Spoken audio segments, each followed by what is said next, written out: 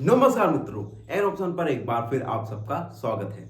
मित्रों, अगर आपने एन ऑप्शन को सब्सक्राइब नहीं किया तो सब्सक्राइब एन ऑप्शन। मित्रों, आज का वीडियो काफी इंटरेस्टिंग होने वाला है क्योंकि आज के वीडियो में 9.2 का क्वेश्चन नंबर 9 को सॉल्व करेंगे, जो कि एक काफी इंटरेस्टिंग और टिपिकल क्वेश्चन होने वाला है। क्वेश्चन 9, सर्जली takes a wire of length 44 centimetre. सर्जिली ने एक वायर लिया जिसकी लंबाई थी 44 centimetre and bend into the shape of circle, और उस वायर को एक सर्कल में बेंड कर दिया, मोड़ दिया। तो देखो, एक हमने वायर लिया, इस वायर की लेंथ 44 सेंटीमीटर है। सर्जिली ने क्या किया, इस वायर को मोड़ दिया एक स्क्वायर में, एक सर्कल में। तो इन्होंने क्या किया, इस स्क्वायर है ना, इस वायर को स्क्वायर में मोड़ दिया। Find the radius of the circle. इस सर्कल का हमें रेडियस फाइंड करना है एंड फाइंड इट्स एरिया। इस सर्कल का रेडियस और एरिया फाइंड करना है। उसके बाद अगला पार्ट है क्वेश्चन का, if the same wire bend into the shape of square. अगर इस वायर को हम स्क्वायर में मोड़ दें, बेंड कर दें, what will be the length of each side. तो इस स्क्वायर के प्रत्येक साइड की लंबाई क्या होगी। Which figure includes more area. इन दोनों फिगर में से कौन सा फिगर ज्यादा एरिया को इंक्लोज करेगा, द सर्कल और स्क्वायर, सर्कल या स्क्वायर। उसके बाद उन्होंने कहा है पाई का वैल्यू 22/7 को हमें पुट करना है। तो क्वेश्चन को पहले और दूसरे दो पार्ट में सॉल्व करेंगे। पहले पार्ट में हमने इस वायर को क्या किया, एक सर्कल में बेंड कर दिया।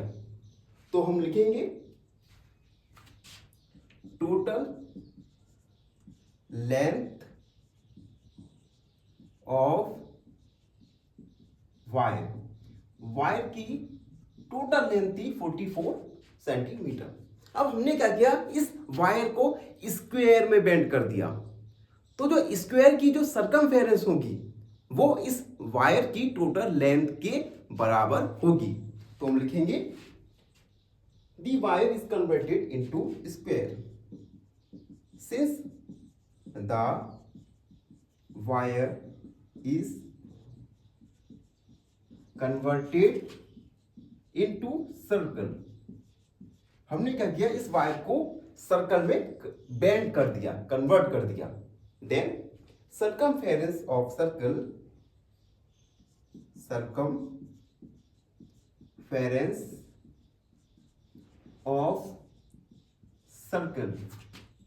इक्वल 44 सेंटीमीटर, और सर्कल का सर्कमफेरेंस होता है 2πr। तो 44 के इक्वल होगा। यहां पर हम पाई का वैल्यू रखेंगे 22/7 मल्टीप्लाई आर इक्वल 44। अब हम क्रॉस मल्टीप्लाई करेंगे और यहां से रेडियस आर का वैल्यू फाइंड करेंगे। तो आर इक्वल 44 मल्टीप्लाई 7 अपॉन यहां पे 2 आएगा, सॉरी 2 मल्टीप्लाई 20। ठीक है, यहां तक हो गया। अब हम यहां से 2 का डिवाइड करेंगे। देखो 2 का डिवाइड 2 2 जा 4, 2 2 जा 4, और 22 से 22 डिवाइड चला जाएगा, यानी r इक्वल 7 सेंटीमीटर। तो इस सर्कल का रेडियस आया हमारा 22 सेंटीमीटर, सॉरी 7 सेंटीमीटर, 7 सेंटीमीटर।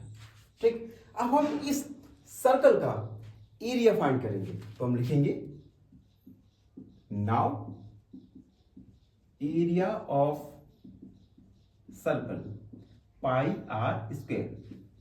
पाई का वैल्यू है 7, पाई का वैल्यू 22/7 और आर का वैल्यू 7। 22/7 मल्टीप्लाई 7 मल्टीप्लाई 7, 7 से 7 कट गया, 22/7 22 मल्टीप्लाई 7 इक्वल 7 दूनी 14, 7 दूनी 14 15 सेंटीमीटर स्क्वायर। तो हम लिखेंगे 10। Radius of circle, radius of circle is 7 centimetre and area of circle, area of circle equal 154 centimetre square. तो हमने इस सर्कल का रेडियस और एरिया फाइंड कर लिया। अब हमने क्या किया, इस वायर को, इस सेम वायर को हमने बेंड करके एक स्क्वायर बना दिया। तो हम लिखेंगे, मैं इरेज करता हूं। Now this wire is converted, this wire is converted into square. इस वायर को हमने एक स्क्वायर में कन्वर्ट कर दिया, ठीक है। तो इस वायर की जो लेंथ थी वो इस स्क्वायर का पेरीमीटर होगा, दोनों ही बराबर होंगी। तो हम लिखेंगे perimeter, perimeter of square equal 44 centimetre. Perimeter of square का फॉर्मूला होता है 4 मल्टीप्लाई साइड इक्वल 44। 4 का डिवाइड करेंगे, साइड इक्वल 44/4, साइड हमारा आ गया 11 सेंटीमीटर, यानी इस स्क्वायर का साइड हो जाएगा 11 सेंटीमीटर। अब हम इस स्क्वायर का एरिया फाइंड करेंगे। हम लिखेंगे area of square equal side multiply side, यानी 11 मल्टीप्लाई 11 यानी 121 सेंटीमीटर स्क्वायर। तो हम लिखेंगे 10 side of square, side of square equal 11 centimetre and area of square equal 121 centimetre square. तो ये क्वेश्चन के सेकेंड पार्ट को सॉल्व किया। अब क्वेश्चन में हमें कहा गया है कि इन दोनों फिगर जो कि हमने बेंड को, इस वायर को बेंड करके बनाए, इन दोनों फिगर में से किसका एरिया ज्यादा इंक्लोज है, ज्यादा बड़ा है। तो यहां पर हम देख सकते हैं सर्कल का एरिया 154 और स्क्वायर का एरिया 121, यानी सर्कल का एरिया ज्यादा इंक्लोज कर रहा है। तो हम लिखेंगे since area of circle is greater than area of square,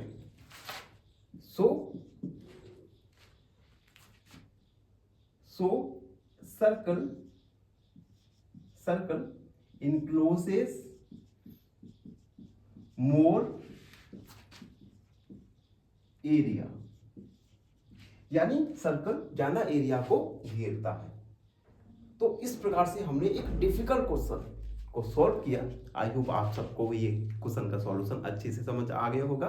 फिर भी कोई डाउट रहता है, कोई भी क्वेरी है, तो उसे कमेंट सेक्शन में जरूर लिख दीजिएगा। तब तक के लिए धन्यवाद।